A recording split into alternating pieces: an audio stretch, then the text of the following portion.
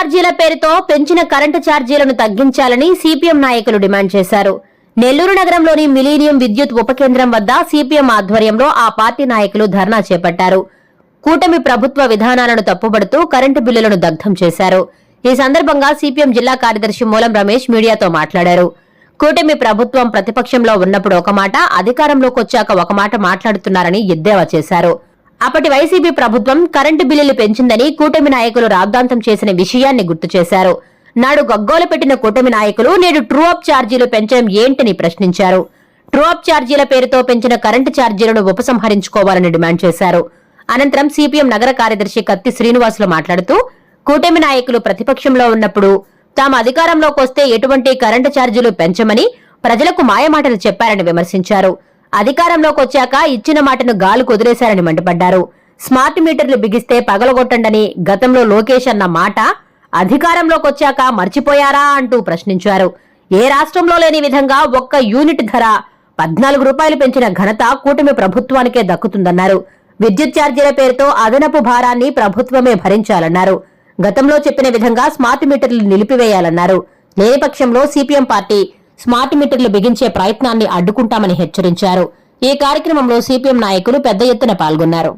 రాష్ట్రంలో కూటమి ప్రభుత్వం అధికారంలోకి వచ్చిన తర్వాత మేము కరెంటు ఛార్జీలు కానీ ట్రూ అప్ ఛార్జీలు, ఇంధన సర్దుబాటు ఛార్జీలు అనేక రకాల పేర్లతో అదనపు భారాలు మోపము అని గతంలో వాగ్దానం చేశారు. చంద్రబాబు నాయుడు గారు, పవన్ కళ్యాణ్, లోకేష్ వీళ్ళందరూ కూడా అనేక మీటింగుల్లో అనేక పాదయాత్రలో చేశారు. మేము ఒకటే అడుగుతున్నాం, స్మార్ట్ మీటర్లు బిగిస్తే పగలగొట్టండి అని చెప్పి నారా లోకేష్ గారు నేరుగా ఆ రోజు ప్రకటన చేశారు. ఈరోజు అధికారంలోకి రాకముందు ఒక మాట, అధికారంలోకి వచ్చిన తర్వాత ఒక మాట అన్న తీరుగా పరిపాలన కొనసాగిస్తున్నారు. ఇది ఎంత మేరకు సరైంది అని చెప్పి సిపిఎం పార్టీగా మేము ప్రశ్నిస్తున్నాం. ఈరోజు ఫిబ్రవరి నెలలో నెల్లూరు సిటీలోని 53వ డివిజన్లో 3983 సర్వీస్ నెంబర్ కలిగినటువంటి కరెంటు బిల్లు ఒక్కసారి చూస్తే 53 యూనిట్లు ఉన్నటువంటి ఈ యొక్క 53 యూనిట్లు వాడారు. అసలు కరెంటు బిల్లు 126 రూపాయలు, ట్రూ అప్ ఛార్జీలు వచ్చి 200 రూపాయలు, ఇంధన సర్దుబాటు ఛార్జీలు 270 రూపాయలు, మొత్తం కరెంటు బిల్లు 687 రూపాయలు 53 యూనిట్లకి.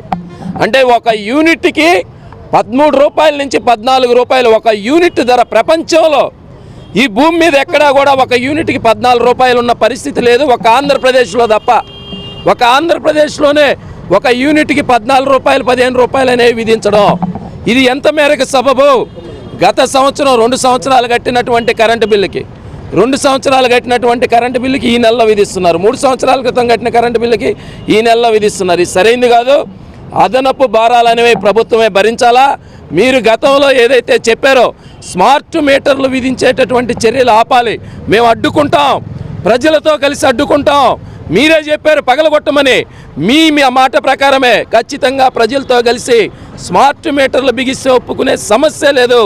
ఈ అదనపు భారాలు ప్రభుత్వం భరించాలా, కరెంటు ఛార్జీల భారాన్ని ప్రభుత్వం మీద నుంచి తగ్గించాలా అని చెప్పి సిపిఎం పార్టీగా మేము డిమాండ్ చేస్తున్నాం. రాష్ట్ర ప్రభుత్వం ప్రతిపక్షంలో ఉన్నప్పుడు ఒక మాట, ఈరోజు ఒక మాట చెప్తుంది. గతంలో వైఎస్ఆర్సీపీ సెకీ ఒప్పందంలో 1750 కోట్ల రూపాయలు ఒప్పందం కుదుర్చుకుంది.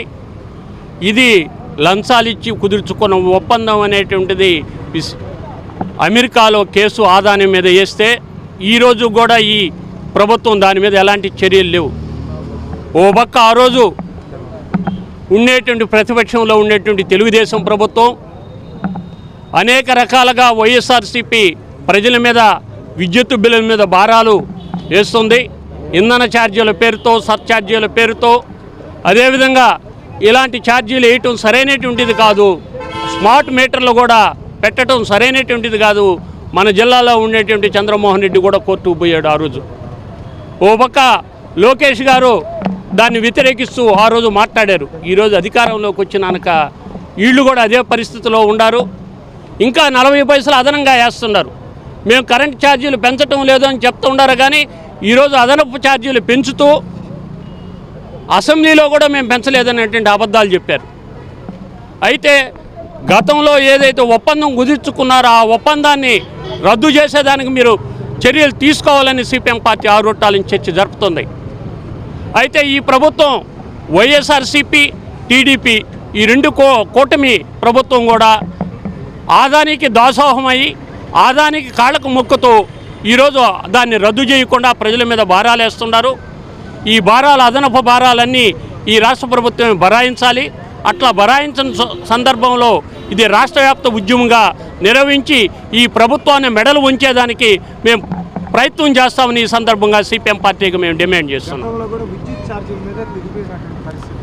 గతంలో ఏదైతే ఈ ప్రభుత్వం మనం చూసాం, ఉమ్మడి రాష్ట్రంలో ఉన్నప్పుడు విద్యుత్ బిల్లులు పెంచినప్పుడు పెద్ద ఎత్తున పోరాటం జరిగిన సందర్భంలో మొత్తం ప్రపంచవ్యాప్తంగా తెలిసింది.